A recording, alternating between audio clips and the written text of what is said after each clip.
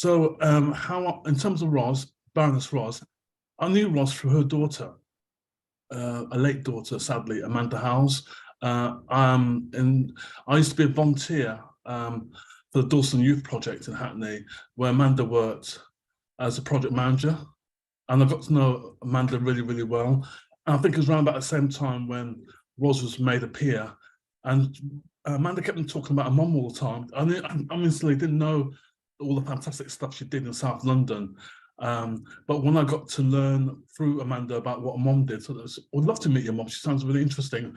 So that's what she did. So she arranged tea, and I met Ros at Amanda's home in South London, and we just got on really, really well. And then we exchanged numbers, and I had a personal friendship with Ros for many, many years.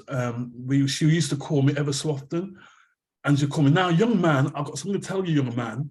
And, you know, and she had this kind of demeanor of that generation where when she summoned you, you had to listen. And so she gave me lots of advice. She actually, in many ways, encouraged me to eventually get involved in politics, and became, some years later after that, I became a councillor in Hackney. But I think when she became a peer, this is quite important, she was lobbying on a number of whole range of issues around healthcare for Black elders. She was campaigning around the freeze when the pensions of Caribbean elders were frozen. She was campaigning on these big issues, which is still a big concern even today, to be quite honest. But what's more important about Ros, she had compassion. She had, and I think what Alex said, she had this statesman-like quality, a diplomatic equality, and it was a pity that she wasn't given any more opportunities at a national level through at the time the Labour government to have a key role, because I think she had done some fantastic stuff. She was really concerned about young people and education as well. But more importantly, she was a kind of visionary, because she was kind of looking back on her own lived experiences of growing up in the Caribbean, seeing the plight of the Black community, the Caribbean community, and what more could we do and really raise our concerns. And I think it's a real tribute to her and all the fantastic stuff that she's done for many decades. And, you know, and she's a Windrush pioneer. And you're quite right, even though she has been in the House of Lords and she's got lots of recognition, not many people don't know her in the community. Unless you live in Lewisham, South London, then you would know of her. But she's not that well known, which is a pity, actually. So this is, I hope on the back of this event today, that we could do something much more to try and elevate her contribution. She worked behind the scenes. Maybe she wasn't there in the front of the media. She was working behind the scenes all the time. And more importantly, she was nurturing and influencing people. And I know that she's nurtured lots of people on this call who've got into politics, activism.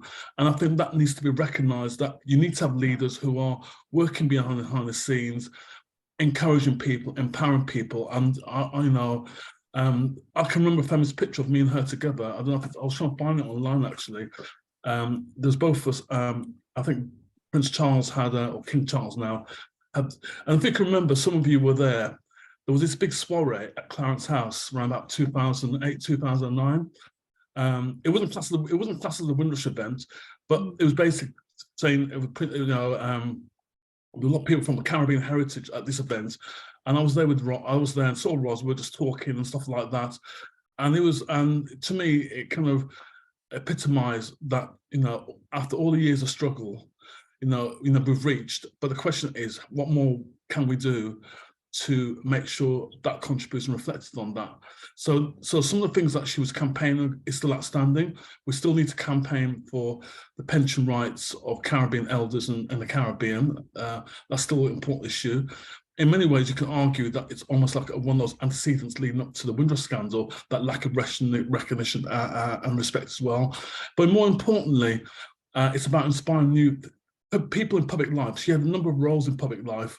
And it's about, you know, it's in making sure that we are at the table in key places of decision making. And she paved the way like other Windrush elders.